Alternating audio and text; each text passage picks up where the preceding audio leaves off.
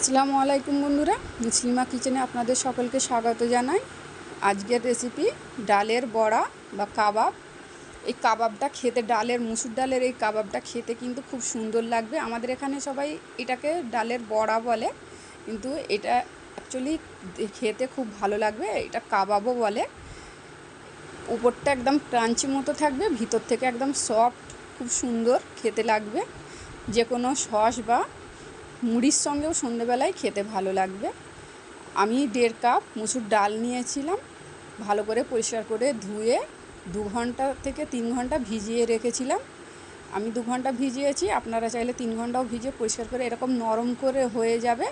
এরকম ধুয়ে জল ঝরিয়ে নিয়েছি। এবার একটা মিক্সিং জারে আমি ব্লেন্ড করে নেব। এরকম স্মুথ একটা পেস্ট বানিয়ে নেব। ঠিক এই রকমই হবে, কোনো দানা না থাকে, ডাল না গোটা থাকে, ঠিক এইটা খেয়াল রাখবেন কিন্তু, তাহলে কিন্তু কাবাবটা সুন্দর হবে না। এরকমভাবে স্মুথভাবে করতে হবে। তার জন্য আমি একটা বলে নিয়েছি এই ব্যাটারটা। তাতে আমি স্বাদ মতো নুন দিলাম, 1 চা চামচ হলুদ গুঁড়ো, 1 চামচ লঙ্কার গুঁড়ো, 1 চামচ জিরের গুঁড়ো, 1/2 চামচ ধনের গুঁড়ো।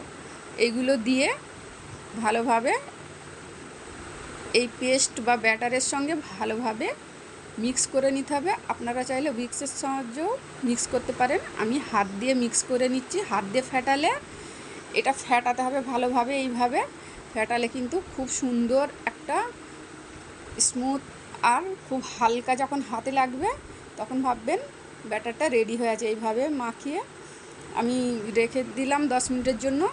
এবার একটা অন্য বলে আমি 2টো মিডিয়াম সাইজ পেঁয়াজ চপ করে কেটে নিয়েছি। এতে আমি অল্প একটু নুন দিয়ে ভালোভাবে মাখিয়ে আমি রেখে দেব 10 মিনিটের জন্য। এই প্রসেসটা অবশ্যই করবেন, কারণ ব্যাটারে পেঁয়াজ দেব, কারণ কাবাবে পেঁয়াজ অবশ্যই লাগবে।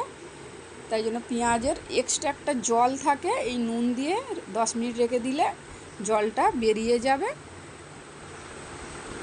আমি 10 মিনিটের জন্য ঢাকা দিয়ে রেখে দিলাম। অন্যদিকে আমি ব্যাটারটা আবার ফাটাচ্ছিলাম। 15 মিনিটের মতো ফাটালেই এই ব্যাটারটা একদম রেডি হয়ে যাবে।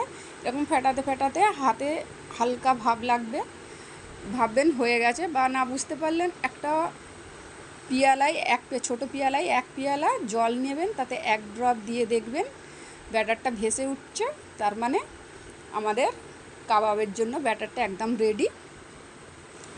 অন্যদিকে দেখুন 10 মিনিট হয়ে গেছে, তাতে পেঁয়াজটা অনেকটা নরম হয়ে গেছে এই নুন দেওয়ার কারণে। এবার পেঁয়াজের এক্সট্রা জলটা এইভাবে একটু ঘষে নিতে হবে পেঁয়াজটাকে, তারপরে নিংড়ে পেঁয়াজের এক্সট্রা যেই জলটা সেটা ফেলে দিতে হবে।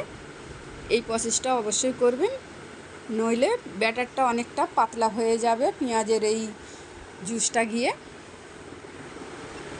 এভাবে আমি ফেলে দিচ্ছি, আপনারাও ফেলে দেবেন। দেখুন কতটা জল বেরিয়েছে পেঁয়াজ থেকে।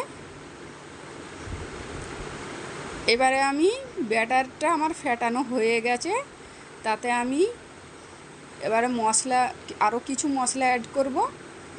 আমি 1/2 চামচ আদা দিলাম, 3টে লঙ্কা কুচি দিয়েছি, কাঁচা লঙ্কা কুচি, 1 মুঠো ধনে পাতা কুচি, আর এবার সব শেষে পেঁয়াজটা দিয়ে দিলাম। দিয়ে আবারও ভালোভাবে আমি হাত দিয়ে ব্যাস খালি মিক্স করে নেব, আর একদম ফেটানোর খুব দরকার নেই। এবারে হাত দিয়ে আমি মিক্স করে রেখে দিলাম। অন্যদিকে আমি একটা তাওয়া গরম করতে দিয়েছি।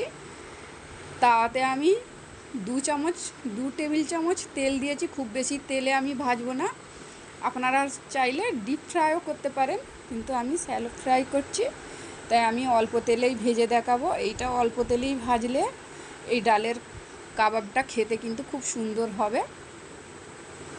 কম তেল যারা খেতে পছন্দ করেন তাদের জন্য খুব এইটা ভালো রেসিপি। আমি এটা 1 চামচ করে দিচ্ছি, চা চামচের 1 চামচ করে দিচ্ছি। আপনারা চাইলে আপনাদের পছন্দ মতো সাইজ বানাতে পারেন। এভাবে আমি সব কটাই দিয়ে দিলাম, দিয়ে আমি লো ফ্লেমেই রেখেছি প্রথম থেকেই।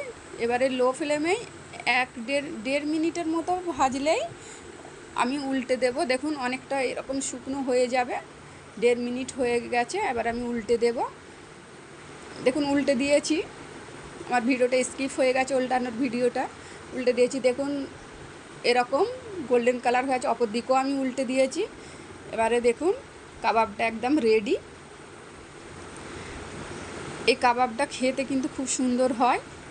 আমি আপনাদের একটা তুলে দেখাচ্ছি, দুদিকেই গোল্ডেন কালার হয়ে গেছে। এই কাবাবটা রেডি একদম। ডালের কাবাব তৈরি করতে খুব বেশি সময় নেয় না, খুব কম সময়ের মধ্যে এই খাবারটা তৈরি হয়ে যায়। এই বর্ষার সময় খেতে কিন্তু খুব দারুণ লাগে। সন্ধেবেলায় মুড়ি দিয়েও খেতে পারেন, কোনো সস দিয়েও খেতে পারেন। এইটা আমি পরিবেশন করে দেখাচ্ছি। দেখুন এইটা খেতে কিন্তু এত টেস্টি হয়, আপনারা বাড়িতে অবশ্যই বানিয়ে খাবেন, তাহলেই বুঝবেন যে এটা কত টেস্টি খাবার হয়। এই বর্ষার সময় কোনো অন্য অনেক তেলে ভাজা খেয়ে বোর হয়ে থাকলে এই কাবাবটা অবশ্যই বানিয়ে খাবেন। আমার চ্যানেলটা আপনারা সাবস্ক্রাইব করার অনুরোধ রইল আপনাদের। লাইক করবেন, অবশ্যই আপনারা লাইক করবেন, শেয়ার করবেন। আপনাদের রিকোয়েস্ট করে বলছি আমার চ্যানেলটা আপনারা সাবস্ক্রাইব করুন। আল্লাহ হাফিজ।